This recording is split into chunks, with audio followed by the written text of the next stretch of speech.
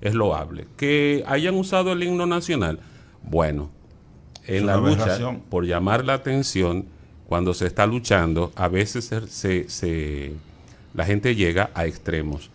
Llegaron a un extremo en este caso, pero son visibles y todo el mundo está hablando de ellos.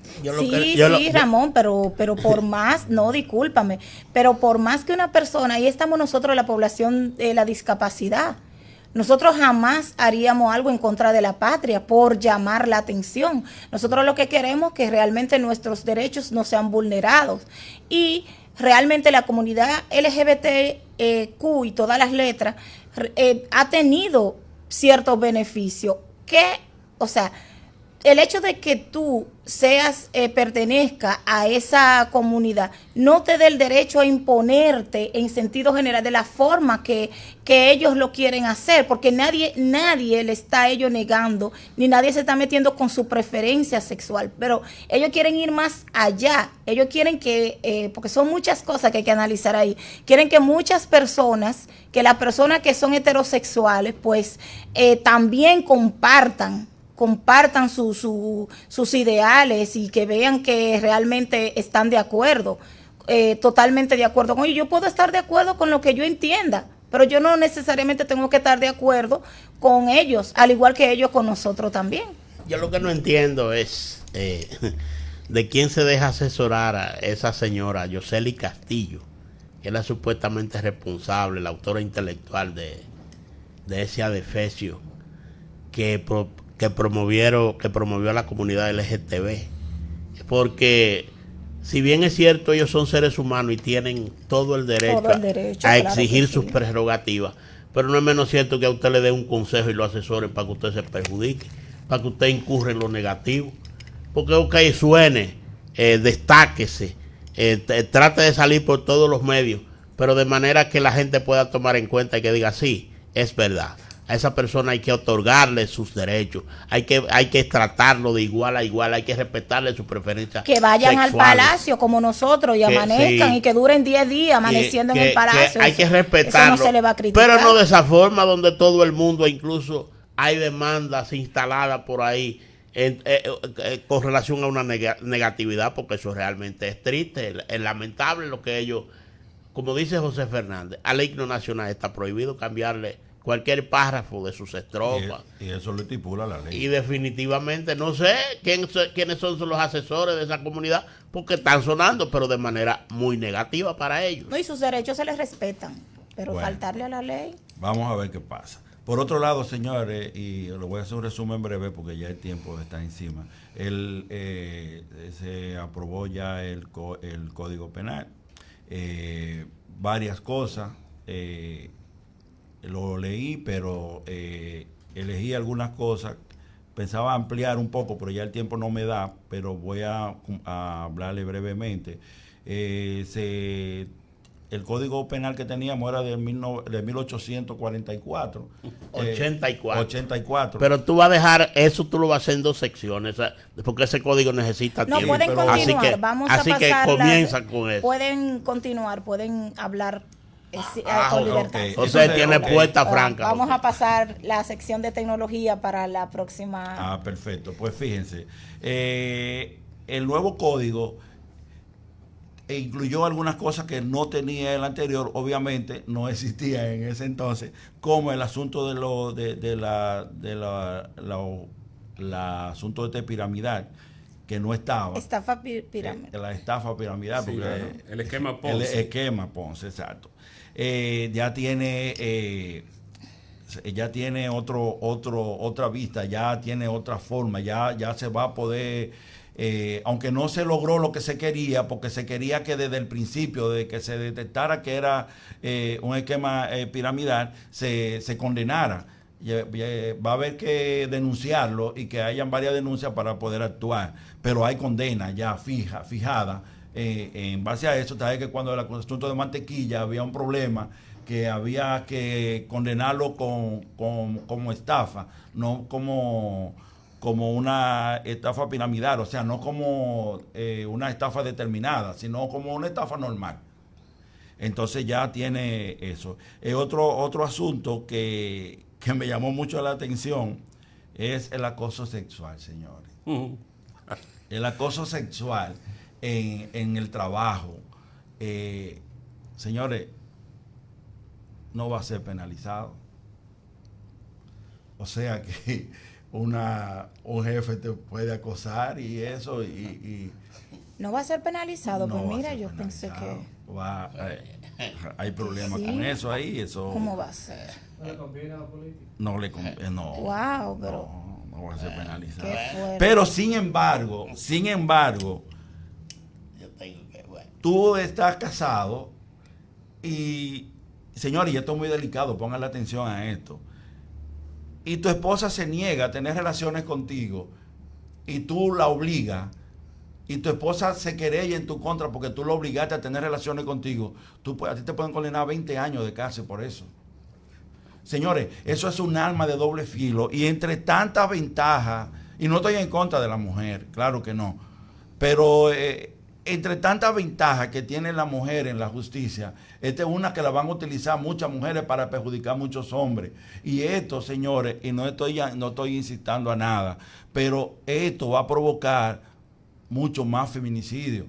Porque, señores, imagínense, el dominicano le gusta mucho el trago. Todos sabemos que cuando una persona, sea hombre o mujer, se bebe su trago, la mente se pone en eso. Y cuando llega a la casa y que la mujer le niega eso, y borracho la obliga a eso, y la mujer se querella, y ese hombre sabe que le va a cantar 20 años de cárcel, y ese hombre tiene 52 años, sabe que va a salir a los 70 y dice, no, pues yo voy a resolver esto. Yo la mato y me mato yo y se acabó esta vaina. Y ahí va a crecer el feminicidio. Y muchas mujeres van a utilizar esto para hacer daño. Mira, para dañar hombres, para molestar. Señores, tienen que ponerle cuidado a esta parte, tienen que ponerle atención a esto. Mira, yo creo que haciéndole una reestructuración, una modificación a esa parte en el código, yo pienso que se puede quedar, pero sin embargo te doy la razón en donde tú dices que muchas mujeres van a utilizar esto para hacerle daño a los hombres. Claro, yo pienso que se debe buscar la manera de colocar, no sé, una cláusula, un acápite que diga cómo, no sé, que aclare cómo sería la violación, porque eso es violación. Si tú que eres mi esposo me obliga a tener relaciones sexuales contigo, eso es considerado violación. Sin embargo, muchas mujeres, como dices tú, aunque no sea así, aunque el esposo nunca la haya obligado, es posible que utilicen eso. Y quizá me van a acabar muchas mujeres que ven que soy mujer y que estoy diciendo esto, pero señores, que hemos visto muchos casos de mujeres que se han golpeado incluso para decir que el hombre la maltrataba. Entonces, si han sido capaces de hacer esto, imagínense ustedes en una situación donde hay intimidad, donde solamente está ese hombre y esa mujer, y es la palabra de ella en contra de la de él, y con una ley que le favorece, imagínese usted. Ahora bien, yo sí pienso que este tipo de cosas deben aparecer en el código, pero debe analizarse bien, debe ver las autoridades, deben saber cómo deben plantear esto, porque sí lo pueden utilizar. Pero sí estoy de acuerdo que la mujer que sea obligada a tener relaciones sexuales y que se compruebe que es así, no sé cómo las autoridades le van a hacer para esto, pero que se compruebe que es así, sea penalizado. Déjame, como profesional del derecho, hacer una aclaración. El código se promulgó, ok, pero no vamos a dar todas esas cosas como definitivas. Están en el código. Un código que ya se promulgó y que realmente vamos a poner que va a tener vigencia, pero dentro de un año. Sí, porque está en un espacio dentro de un año. O sea, que todas esas cosas que estamos aparentemente dando como definitivas, aún no se van a plasmar dentro de la sociedad. Eso puede realmente sufrir cierta reestructuración, porque hay cosas ahí que, como ustedes señalan, realmente son bombas de tiempo. Entonces eso no es verdad que el ámbito jurídico el ámbito profesional, los poderes fácticos de este país van a dejar que la sociedad se descarrile, se descomponga totalmente, porque si se deja eso así, como ustedes lo han señalado, lo han detallado, definitivamente esto se va a convertir, ya usted sabe. Si somos una selva de cemento, no se sabe qué clase de selva, pero eso no es definitivo. Eso va a entrar en vigencia dentro de un año. Nada de lo que hay en el código es definitivo. Usted puede comentar lo que usted quiera y puede analizar, pero dése cuenta que es un análisis que va a entrar en vigencia el año que viene y no a principio, en estos tiempos, en el 2026. ¿Es cuánto? Una de las cosas que a mí me preocupa, sobre todo con artículos como este, es el nivel de subjetividad, como decía Ana. Hay un nivel de subjetividad bárbaro. Es tu palabra contra la mía. Ella dice que la violaron, él dice que no la violó, la ley la protege, y entonces el problema está en cómo la ley va a demostrar comprueba eso, que Exacto. lo que se está diciendo ahí, o sea, cuáles son los instrumentos con los que cuenta o va a contar la ley. Solo con la palabra de la mujer. Exacto. Eso no es demasiado subjetivo para una ley. Es simplemente.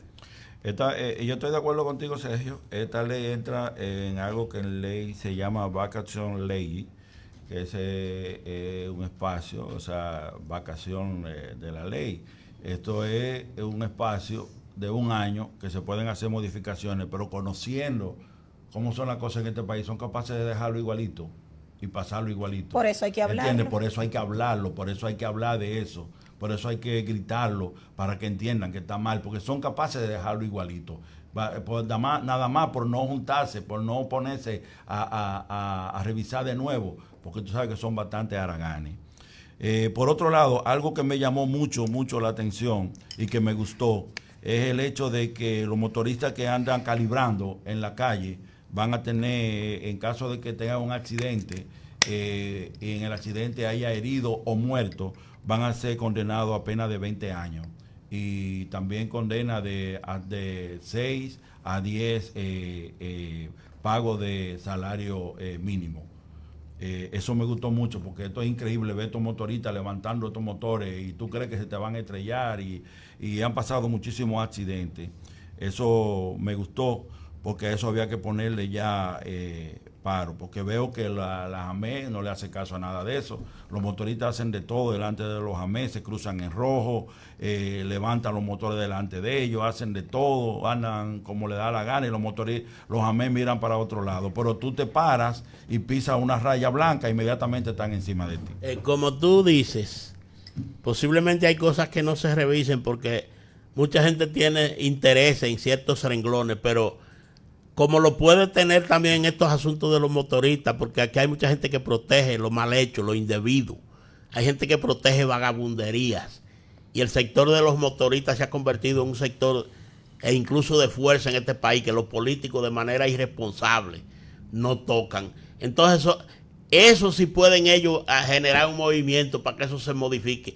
Entonces ahí sí voy yo a hablar y seguiré hablando. Eso no se puede modificar. Eso hay que dejarlo tal y como está. Porque aquí por accidentes de motocicleta se producen miles de muertos cada año. O sea, hay que tener cuidado, hay que tener hay que estar ojo a visor con ciertas cosas puntuales que tiene ese código, que va a haber gente que va a constituir grupos a ver si eso se puede reestructurar. Pero no, eso hay que dejarlo tal y como está. Yo di una estadística en Semana Santa donde los accidentes en motocicleta superaban a todos. Por otro lado, otra cosa que me llamó mucho la atención y me gustó también es el asunto de los memes, la burla de los memes. Van a ser condenados también, ya se van a acabar los memes, no van a poder hacer memes, no van a poder burlarse de nadie. Pero tampoco tú vas a poder llamar ladrón a nadie ante un micrófono ni en ninguna red. Y si lo hace, va a estar propuesto a que sea demandado y tener que demostrar que esa persona es un ladrón. Y aquí sabemos que hay muchas boquitas alegres que les gusta llamar ladrón a todo el mundo sin tener pruebas. Esa parte también está bien. Otra parte, brevemente.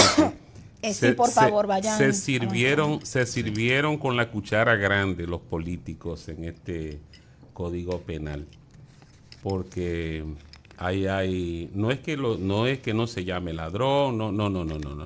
Es que eso engloba una serie de limitaciones que se le van a imponer al individuo para poder expresarse. No solamente es lo de la palabra ladrón, por ahí se meten ellos y van a llegar muy lejos. Muy lejos, eso es cierto. Y para terminar, la última que fue la que más me gustó, es que ya la pena aumentaron a 40 años, pero no solamente eso, que antes había gente que decía, yo lo mato a todo y además pago 30 años. No, ya tú pagas 40 por el primero y vas aumentando por los otros hasta 60. O sea, que tú cometes un delito y vas a pagar 40 por el primer delito y te van a ir sumando los otros hasta llegar a 60. Claro, no va a pasar de 60, pero ya va a pagar 60 años. O sea que la pena va a ser acumulativa. O sea, eso me encantó. Bien, señores, tremenda sección. Hasta aquí. El equipo de producción, gracias al equipo de producción, porque eso hay que tocar. Y tenemos que volver en otra sección de informaciones generales a hablar del código. Sí, porque estuve leyendo el código y tiene muchas partes interesantes, pero no hay tiempo para tanto. Hasta aquí informaciones generales, vamos a la primera pausa. Usted está escuchando Capacidades al Límite. El Departamento de Evaluación Integral, Diagnóstico y Seguimiento del CECAPSI cuenta con un equipo multidisciplinario para brindar los servicios de evaluación e intervención psicológica y asistencia médica, ubicados en la calle Mella, esquina Independencia, número 48, tercer nivel, en Santiago de los Caballeros, República Dominicana. 809-582-8614 u 809-724-0968. Personas con discapacidad o referidas del Ministerio de Educación no pagan. En CECAPSI seguimos haciendo de la inclusión un compromiso de todos. Usted está escuchando Capacidades al Límite. Este es el momento de nuestro tema central.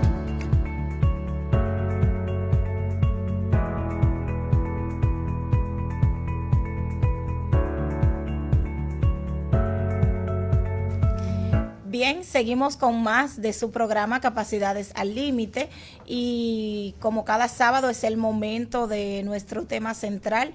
El día de hoy nos acompaña la doctora Neidimar Tejera. Ella es graduada en medicina, cuenta con 2 especialidades, una en medicina interna y otra en gastroenterología. También es importante decir que ella es parte del equipo de profesionales del Departamento de Evaluación Integral, Diagnóstico y Seguimiento. Y hoy ella nos va a hablar de un tema muy interesante. A mí de manera particular me interesa mucho ese tema. Y se titula de la siguiente manera: Hablemos de leucemia más allá del diagnóstico. Bienvenida, doctora. Gracias por la invitación y la oportunidad siempre de conversar de temas de interés para el público en general. Doctora, primeramente bienvenida, no la habíamos tenido en el programa. Sí, claro. Sí. Bueno, ese día no estuve, eso es lo que pasó. Doctora, ¿qué es la leucemia? Entrando al tema, ¿y cómo se clasifica según sus diferentes tipos? Bueno, la leucemia es una enfermedad maligna que afecta la médula ósea, en la que hay un crecimiento descontrolado de células sanguíneas inmaduras que reemplazan las células habituales. La médula ósea es la fábrica del cuerpo donde se producen los glóbulos blancos, los glóbulos rojos y las plaquetas. Entonces, estas células descontroladas reemplazan esta producción normal de los tejidos y se compromete la función de la sangre. Entendiendo la función de la sangre, no solo la de oxigenar los tejidos, sino donde están nuestras defensas contra cualquier agente infeccioso y evidentemente asegurar la coagulación. ¿Y cuáles son, Neidi, los síntomas, o sea, de la leucemia? ¿Cómo una persona puede decir, bueno, estoy presentando un síntoma de leucemia, voy a chequearme, a verificar con un médico si es leucemia? Ok, los síntomas dependen de los tipos que inicialmente me quedó pendiente responderle. La clasificación básicamente es por la veracidad, quizás con la rapidez con la que aparece la sintomatología, pueden ser agudas o crónicas, se entienden que son más agresivas las agudas, las crónicas muchas veces están asintomáticas durante muchísimo tiempo y también pueden diferenciarse según las células que afectan, si afectan la serie linfoide, es decir, los linfocitos, o si afectan la serie mieloide, que sería el otro grupo. Es importante y ellas reúnen síntomas generales que son bastante inespecíficos y por eso uno debe siempre incentivar la prevención y el que se acuda ante alguno de estos síntomas que pueden ser la debilidad o fatiga extrema.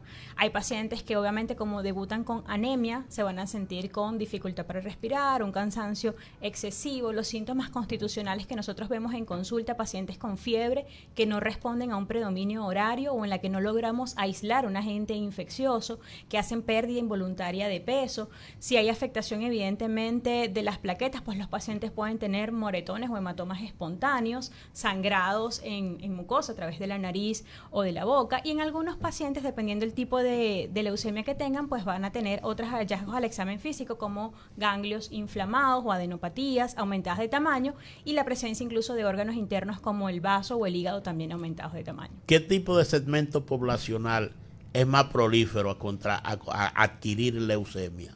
Bueno, hay una curva modal que nos dice que los pacientes con, por ejemplo, leucemia linfoblástica aguda, vamos a hablar de las dos agudas, la linfoblástica aguda y la mieloide aguda. La linfoblástica aguda es predominantemente frecuente en la población pediátrica, niños entre 2 y 5 años. De por sí, dentro de los cáncer a nivel pediátrico, la leucemia linfoblástica ocupa el 35-45% de incidencia. En el caso de la leucemia mieloide aguda, es más frecuente en población adulta, aumenta la incidencia con la edad, que estamos hablando de personas entre 65, 60, 70 años, aunque evidentemente podemos tener poblaciones incluso menores con este diagnóstico. Y ya en el caso de la linfocítica crónica o la mieloide crónica, pues pueden tener un comportamiento quizás en la población adulta alrededor de un 20% de los casos después de la sexta década de la vida. Doctora, ¿y cuáles son los exámenes de laboratorio y los estudios para diagnosticar esto? Bueno, básicamente nosotros tenemos un protocolo de actuación y vamos a empezar quizás con los exámenes que nosotros llamamos de rutina y vamos a ir de menos a más, ¿no? Como les comenté, los síntomas pueden ser muy inespecíficos, pero debemos iniciar con un hemograma que nos permita ver los valores de los glóbulos blancos, glóbulos rojos y quizás las plaquetas. Muchas veces vamos a ver en el mismo hemograma, que es un estudio simple, la presencia o la descripción de presencia de blastos, que son las fórmulas inmaduras que nos hablarían o nos alertarían de sospecha. Luego seguiría el frotis de sangre periférica, que nos permite ver ya es la forma que tienen estas células, y ya en tercer nivel, quizás para confirmar, estaría indicada la biopsia y el aspirado de médula ósea, que sería obviamente quien nos daría la confirmación del tipo de patología. Y luego de ahí habría que diferenciar si es mieloide o es linfoide, entonces habría que hacer inmunofenotipo para poder determinarlo y entonces decidir diagnóstico o tratamiento definitivo. Doctor, ¿y cuáles son algunos de los factores que pueden influir en el desarrollo de la leucemia? Ok, están establecidos, hay factores hereditarios o genéticos, hay mutaciones genéticas bien establecidas, incluso la expresión nosotros llamamos cromosoma Filadelfia, que es una mutación o una traslocación cromosómica que se ve frecuentemente en pacientes con leucemia linfoblástica aguda, sobre todo en niños, o que pudiese aparecer el cromosoma Filadelfia también en leucemias mieloides crónicas en población adulta. Entonces sí hay factores genéticos, hay pacientes, incluso los pacientes portadores de trisomía del par 21 o conocido como síndrome de Down, también hay una predisposición a que hagan trastornos hemato-oncológicos. No necesariamente hay una causa establecida, en la mayoría de nuestros pacientes no logramos establecer la causa, pero hay otros factores, ¿no? Los factores ambientales, exposiciones a radiaciones, pacientes con antecedentes de haber recibido quimioterapia, pacientes con exposición incluso a disolventes, agentes químicos o ricos en benceno, que sí está establecida la relación directa. El tabaquismo también es un factor de riesgo no solo para cáncer de pulmón, sino para desarrollar evidentemente leucemias, y hay incluso las infecciones virales, haber estado expuesto en algunos casos, y hay estudios que lo relacionan así, a ciertos virus como virus linfotrópico humano, que es como un primo hermano del HIV, o el virus del Epstein-Barr, pudiese en algún momento generar alguna mutación que predisponga al desarrollo de leucemia. Doctora, de no ser detectado a tiempo y pasa el tiempo y cuando tú te vienes a dar cuenta ya un poco tarde, ¿qué puede pasar? Bueno, mientras más tardío sea el diagnóstico, pues peor va a ser el pronóstico y la evolución del paciente. Hoy en día muchas veces nosotros vemos, y hay que hacer acompañamiento incluso emocional cuando damos estos diagnósticos, porque cuando el paciente entiende que tengo un cáncer en la sangre, piensa que el diagnóstico es el cese de la vida, y no necesariamente es así. Pero evidentemente si está muy avanzada la condición, evidentemente hay refractariedad para la respuesta al tratamiento, y eso limita las posibilidades que tiene el paciente. Cuando tratamos leucemias, también hay que individualizar el paciente, la edad, los antecedentes que pueda tener. Pero cuando hablamos específicamente de las quimioterapias, muchas veces tenemos que ver las condiciones que tiene el paciente para responder efectivamente. Y muchas veces las leucemias pueden infiltrar otros tejidos. Incluso puede haber infiltración de estas células inmaduras que estaban en la médula ósea al sistema nervioso. Y obviamente eso habla de peor pronóstico. Tú sabes que, como yo dije al inicio, para mí el tema de la leucemia es un poco, me conmueve un poco, porque tanto Sergio como José y Ramón saben que mi mejor amigo dentro de la discapacidad murió de leucemia, y Luis Alberto. Realmente, en el caso de él, aquí en el país nunca se detectó leucemia. Él siempre vivía como con una sinusitis crónica. Sí tenía ciertos problemas para respirar. Esto se le detecta cuando él viaja a Cuba buscando una respuesta a su situación. Entonces, allá le dicen que él tiene precisamente, tú hablabas de este tipo de leucemia, a mí se me olvida, linfoide. Hay linfocítica crónica y linfoblástica aguda. Bueno, la crónica, linfocítita crónica. Ok, esa era la leucemia de la que él padecía. Y esto, cuando él empezó, tú hablabas de la quimioterapia, cuando él empezó a recibir la quimio, que fue en Cuba, que regresa aquí al país, se detecta que la quimio, según decían los médicos, había afectado su corazón. Entonces yo quiero preguntarte, ¿qué consecuencia traen realmente las quimioterapias y si producen efectos secundarios? Porque según decían los médicos, ya él comenzó a complicarse, el corazón tenía muchas dificultades, y según los médicos de aquí, fueron las quimioterapias que le afectaron el corazón. ¿Qué tan consecuentes son las quimioterapias?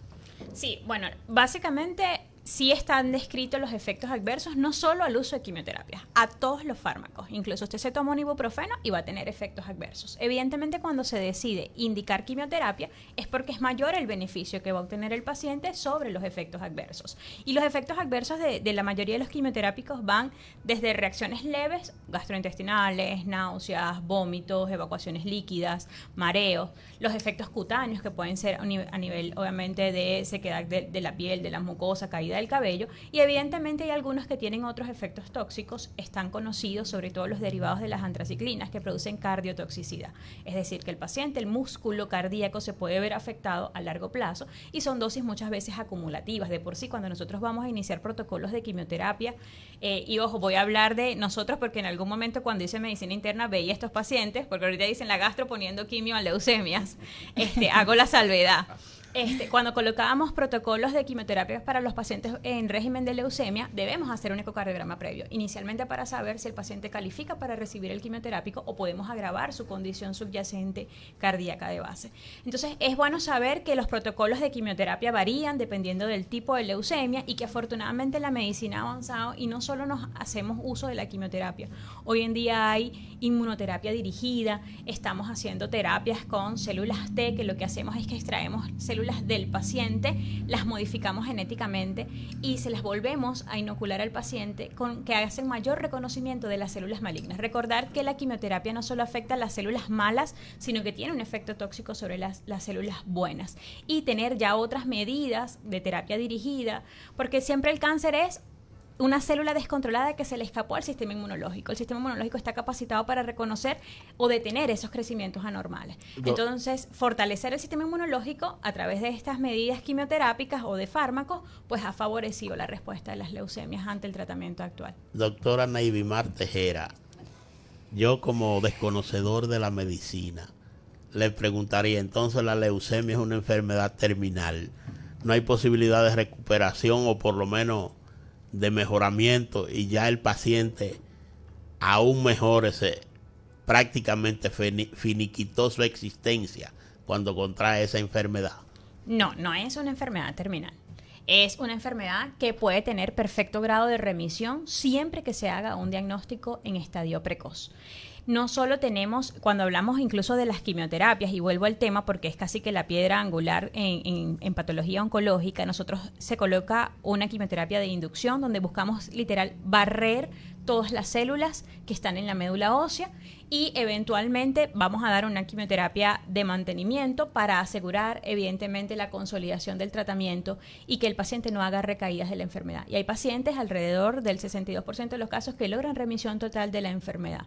Y esto aunado evidentemente también a aquellas otras terapias como lo es el trasplante de médula ósea, donde logras reemplazar esas células que ya no están y que esas células pluripotenciales o hematopoyéticas madres logran regenerar esa médula ósea que estaba enferma. Entonces no es el cese o un diagnóstico fatal que te diagnostiquen con leucemia. Además, si es una leucemia de tipo crónica, el paciente puede vivir 20, 30 años incluso en ausencia de ningún tipo de tratamiento específico porque no da mayor sintomatología.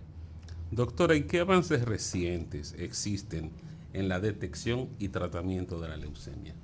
En cuanto a la detección, cada día hacemos pruebas moleculares, sobre todo para saber la traslocación que puede ocurrir a nivel de ciertos cromosomas que puedan predisponerte a la expresión de algún grado de leucemia. Y en cuanto al tratamiento, las más novedosas está la inmunoterapia dirigida. Y cuando hablamos de inmunoterapia dirigida, como la mencioné anteriormente, esto de la terapia con células T, o las TCAR, como se hablan, que es un reconocimiento antigénico quimérico, donde obviamente se capacita a la célula modificada genéticamente para que detenga el crecimiento o destruya rápidamente estas células anormales. También tenemos inhibidores de la tirosinquinasa. La tirosinquinasa es una enzima que favorece el crecimiento descontrolado de las células. Cuando le colocamos al paciente estos inhibidores, evidentemente controlamos la enzima y detenemos ese crecimiento descontrolado. O sea que sí hemos avanzado, y gracias a Dios hemos avanzado, porque el pronóstico cada día es mejor en nuestros pacientes diagnosticados con leucemia. Doctora, ¿cuál es la función? Porque se habla mucho de la médula ósea y se menciona mucho cuando se habla de leucemia, cáncer en sentido general. ¿Cuál es la función de la médula ósea en esta enfermedad y cómo se ve afectada? Bueno, la médula ósea es la encargada de producir los glóbulos blancos, los glóbulos rojos y las plaquetas, y es el órgano afectado principalmente. Entonces, si nosotros tenemos afectación plaquetaria, vamos a tener trastornos de la coagulación, vamos a tener predisposición al sangrado. Si evidentemente se afecta nuestra serie roja, es decir, los glóbulos rojos, vamos a tener anemia. Y es decir, todos nuestros tejidos no van a estar oxigenados adecuadamente y el cuerpo funciona a base de oxígeno. Por eso es que el cese de las funciones es un paciente que no respira. ¿Sí? Y evidentemente si se afecta la serie blanca, donde están todos nuestros caballitos de batalla contra los agentes infecciosos, muchas veces la mortalidad de nuestros pacientes con leucemia se debe a que no tienen defensas suficientes y son susceptibles a infecciones recurrentes, y obviamente el deceso viene asociado a una complicación infecciosa. Cuando hay estas complicaciones, doctora, generalmente se habla de un trasplante de médula ósea. ¿Qué importancia tiene la compatibilidad genética en el caso del trasplante de médula ósea? Bueno, antes de aclarar ese punto, quiero decir que no todas las leucemias son candidatas a trasplantes de médula ósea. En el caso de la compatibilidad, se prefiere obviamente en los casos de aloinjerto, el mayor grado de compatibilidad lo dan los hermanos. Hay un particular donde padres o hijos pudiesen ser evidentemente donantes de médula ósea, pero sí es importante establecer que debe haber la mayor compatibilidad, porque si no pudiese haber rechazo, y el rechazo es que cuando tu cuerpo desconoce lo que no es propio, lo va a atacar, va a destruir. Entonces todas esas células que estás ingresando a través de una infusión que se hace, pues se van a destruir y se va a perder. Entonces hay ciertos riesgos de infección, hay obviamente riesgos de hemorragia. Es importante establecer que mientras el paciente es candidato, se prepara para un protocolo de trasplante de médula ósea, o sea que no es algo que se toma a la ligera y que tampoco es tan común, porque desafortunadamente no tenemos quizás esa cultura de tener reservas quizás de células hematopoyéticas pluripotenciales. Hay países que hacen extracción de sangre a nivel del cordón umbilical de los bebés y se preservan para que si en algún momento el niño requiere médula ósea sana, pues poder usar esas células, aunque son de baja cantidad evidentemente, y no responde tanto como un trasplante de médula ósea directo. Tú sabes que yo te hablaba ahorita de alguien muy cercano que murió de leucemia, y tú tocabas una parte de lo genético. Y, por ejemplo, está el caso de esa persona que falleció, o sea, luchó y luchó desde muy joven con esa enfermedad y resulta que de un momento a otro a la madre de esa persona, después que esa persona fallece, se le declara leucemia también y muere de leucemia, pero ya cuando esa persona se le declaró, no había, o sea, el médico recomendó que ni siquiera la quimio le dieran, la mandaron directo ya para la casa. El médico solo tratamiento para calmar los dolores, pero le dijo que no, que la quimio, como que no, la quimioterapia no iban a tener ningún efecto sobre ella. O sea, lo que te quiero preguntar, ¿qué sucede cuando en estos casos son hereditarios, por ejemplo, y los síntomas se manifiestan de diferente manera? Porque a esta persona nunca le dio síntomas. Cuando ya ella vino a percibir los síntomas de la leucemia, fue para prácticamente matarla. Entonces, ¿qué pasa con estos casos? Si es hereditario, no está previsto, o sea, que a ella, por ser la madre, se le diagnostique o se le detecte primero que... O sea, no hay protocolos establecidos. Evidentemente, uno siempre que ve a un paciente, indistintamente del que sea, uno interroga antecedentes, ¿no? Y esos antecedentes te permiten a ti quizás ser más acucioso a la hora de investigar una enfermedad. Evidentemente, si un paciente acude a mí y me dice, doctora, tengo un hijo que falleció de leucemia y la estoy viendo a ella anémica y esa anemia no responde a las causas comunes, pues yo debería plantear en mi abanico de posibilidades descartar que haya un trastorno hemato-oncológico asociado a esa anemia. Pero no hay protocolos directamente establecidos porque desde el punto de vista genético nosotros no hacemos estudios para predicción de enfermedades. Okay. Doctora, excelente, exposición Gracias. Extraordinaria, como siempre. Buenísima, un muy fluida. un banquete médico se han dado los oyentes en Capacidades al Límite. Un mensaje final a aquellas familias que tienen personas propensos a contraer leucemia o que sufren de esa enfermedad tan terrible. Bueno, el consejo inicial a los que ya tienen quizás historia cercana de esta enfermedad es que no se rindan, siempre hay algo más que hacer, no es el diagnóstico no pone el fin, obviamente, a la vida y hay que agotar todos los recursos. Y a las personas en general, la prevención. Y la prevención es acudir al médico aún en ausencia de síntomas. Si nosotros vigiláramos a detalle incluso esos valores se normaliza a veces, no, tengo anemia, siempre sufro anemia, pero no hice nada para investigarlo. Entonces, los trastornos hematológicos son de especialidad del hematólogo y deben ser evaluados aún en ausencia de síntomas de alarma. En breve, panorama actual. Adelante, Nilson.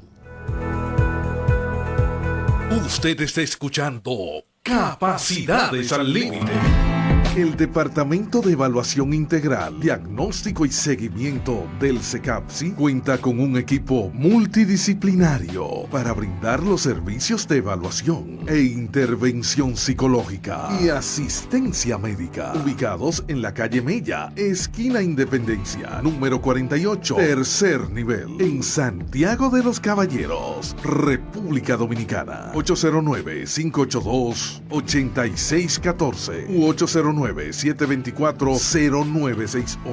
Personas con discapacidad o referidas del Ministerio de Educación no pagan. En CECAPSI seguimos haciendo de la inclusión un compromiso de todos. Usted está escuchando Capacidades al Límite. El Departamento de Evaluación Integral, Diagnóstico y Seguimiento del CECAPSI cuenta con un equipo multidisciplinario para brindar los servicios de evaluación e intervención psicológica y asistencia médica, ubicados en la calle Mella, esquina Independencia, número 48, tercer nivel, en Santiago de los Caballeros, República Dominicana. 809-582-8614 u 809-724-0968. Personas con discapacidad o referidas del Ministerio de Educación no pagan. En CECAPSI seguimos haciendo de la inclusión un compromiso de todos. Usted está escuchando Capacidades al Límite. Tiempo de analizar los acontecimientos en Capacidades al Límite. Panorama Actual.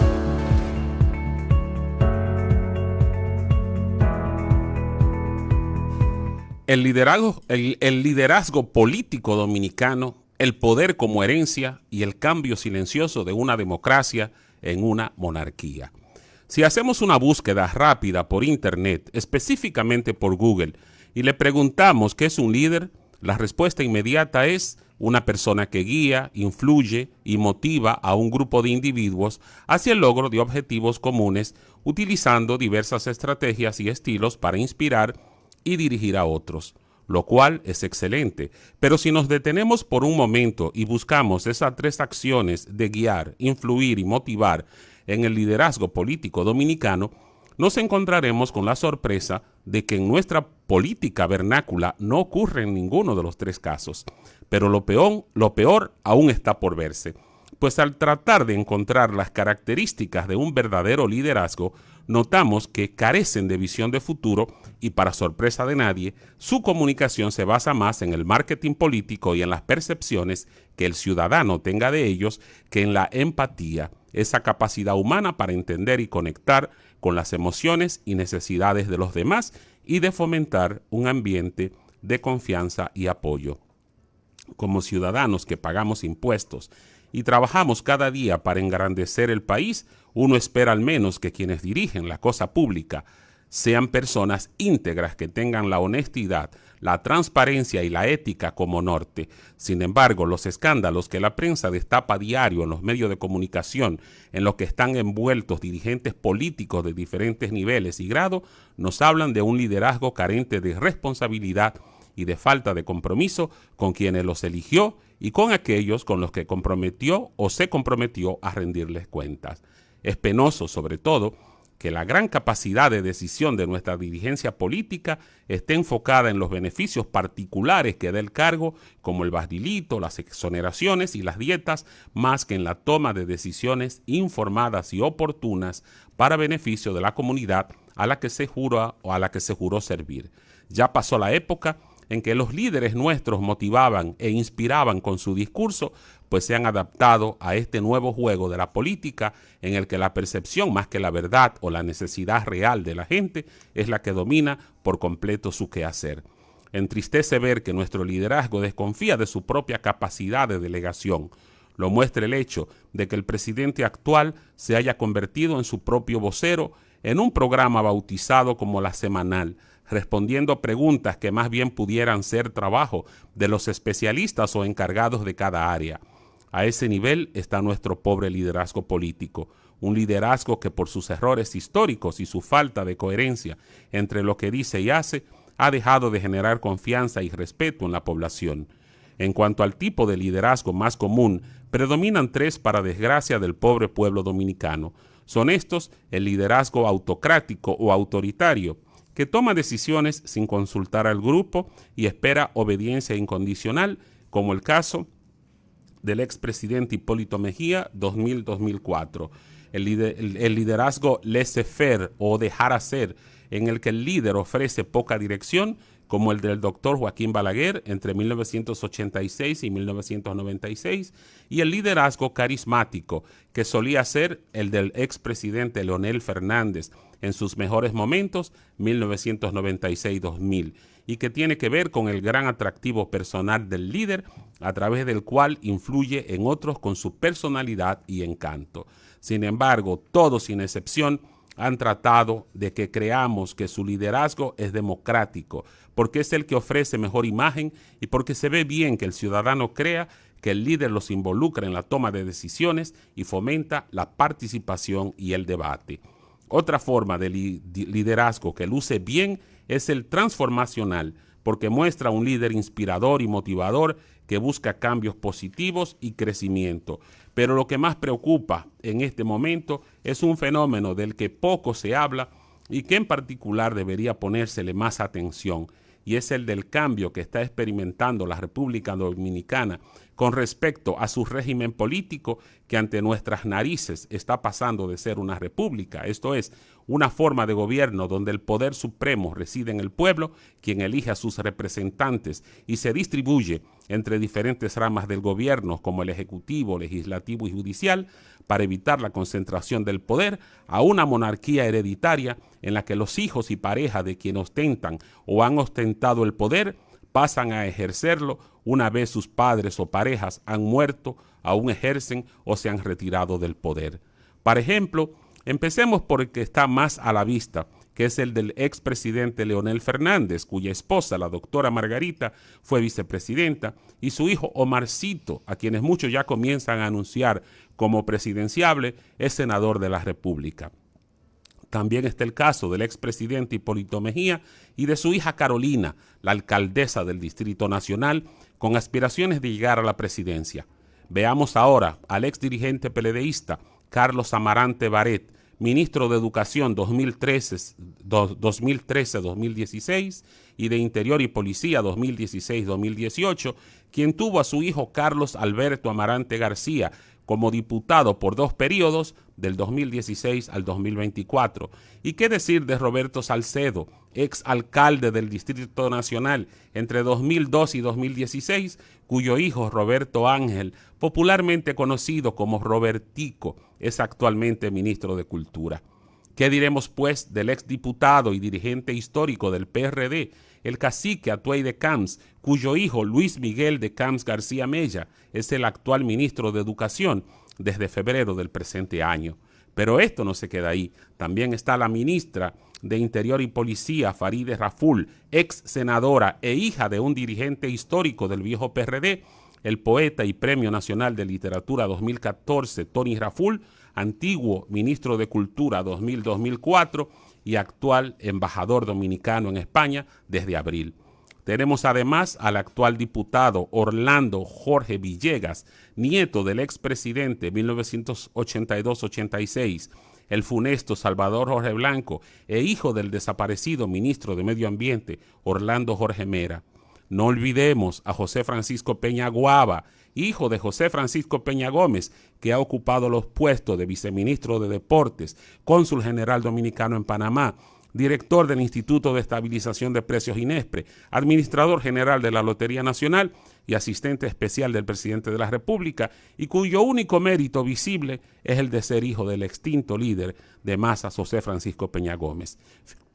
Finalmente, pero solo por la brevedad del espacio, el exdiputado 2010-2016, Víctor Gómez Casanova, hijo del antiguo dirigente reformista y ministro de Relaciones Exteriores del segundo periodo de gobierno del doctor Balaguer, el licenciado Víctor Gómez Vergés.